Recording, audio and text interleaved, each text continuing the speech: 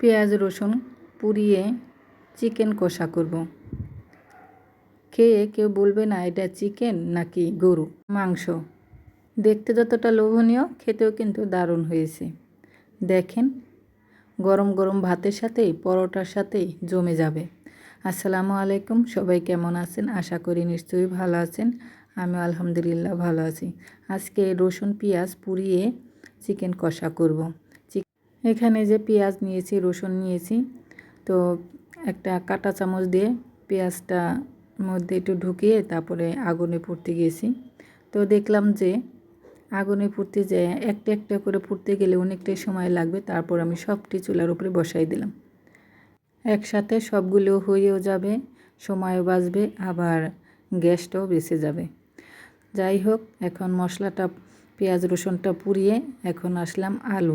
এখানে আলু ব্যবহার করব। তো আলুগুলো আমি ছোট ছোট আলু নিয়েছি, আলুগুলো ছুলে পিস পিস করে কেটে নিচ্ছি। আর এই যে হলো রসুন আর পেঁয়াজ পুড়িয়ে নিয়েছি। খালি চামড়াটাই পুড়েছে, আর ভিতরে কিন্তু আনামি আছে। দেখেন, কোনো কিছুই পুড়ে নাই। এই যে পুরো একটা ফ্লেভার, এটাই আমাদের দরকার। তো আমি পেঁয়াজ একটু মোটা মোটা করে কেটে নিচ্ছি। আর এখানে কিছু মশলা আমি ভেজে নিচ্ছি। ধনিয়া, জিরা, তেজপাতা, লবঙ্গ, দারচিনি, এলাচ সব কিছু নিয়ে আমি শুকনা কড়াইতে ভেজে নিচ্ছি মচমচা করে। চুলা রাস্তা লোতে দিয়ে এগুলি ভাজতে হবে, তা না হলে বেশি ভাজা হয়ে যাবে বা কড়া হয়ে গেলে গন্ধ লাগবে। এই যে এখন যে হালকা ভাজা দিয়েছি, এটা যে একটা ফ্লেভার, ঘ্রাণ অসাধারণ। তো এটি কিন্তু মচমচাই ছিল, আমার পাটাটা ভিজা, এর জন্য আমি একটু পানি দিয়ে বেটে নিচ্ছি। শুকনা হলে কিন্তু গুঁড়া হয়ে যেত। তো পাটাটা এমনিই থাকে, যখন এগুলি কাজ করতে যাব তখন কিন্তু পাটা সব কিছু ধুয়ে কাজ করা লাগে। যাই হোক, আর এই যে আমি কিছু পেঁয়াজ আর রসুন রেখে দিলাম, পুরা পেঁয়াজ রসুন আর কিছু পেঁয়াজ রসুন আমি বেটে নিলাম সাথে মশলার সাথে। এই যে একদম যে মিহি করছি তা না। আর এখন আমি পেঁয়াজ আর কাঁচামরিচ বেটে নিচ্ছি।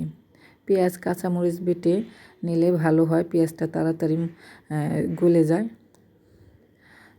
এখন আসলাম রান্না করতে। চুলায় কড়াই বসাই দিয়েছি, কড়াইটা বেশ গরম হয়েছে।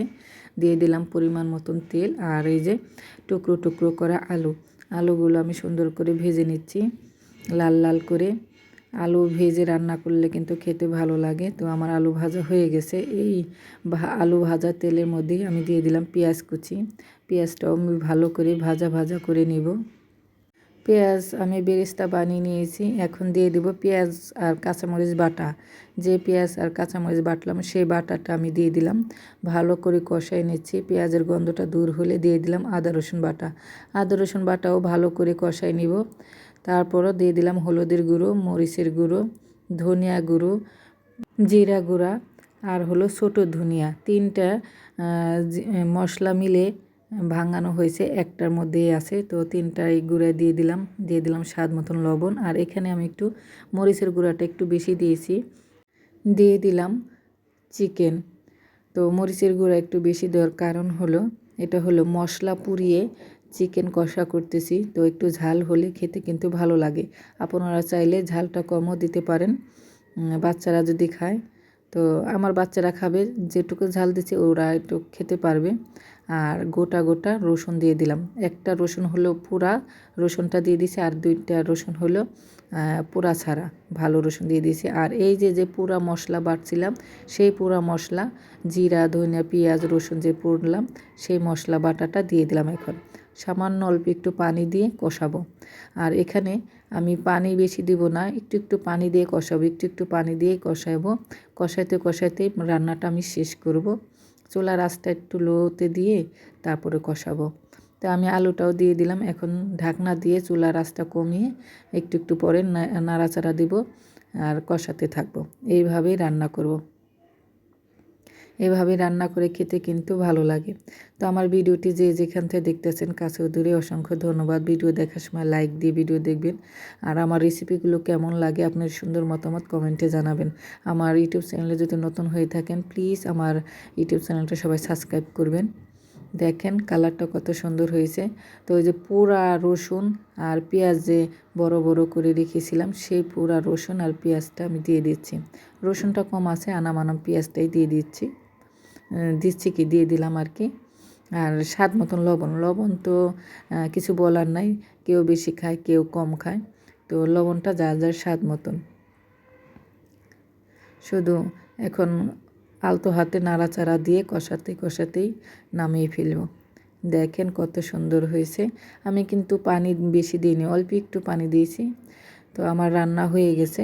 উপর দিয়ে ভাজা জিরা গুঁড়া দিয়ে দিলাম কিরানের জন্য।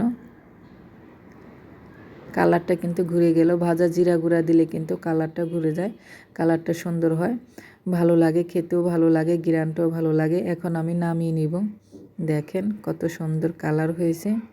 এই তো দেখেন, সাদা ভাত, পোলাও, রুটি সব কিছুর সাথে জমে যাবে।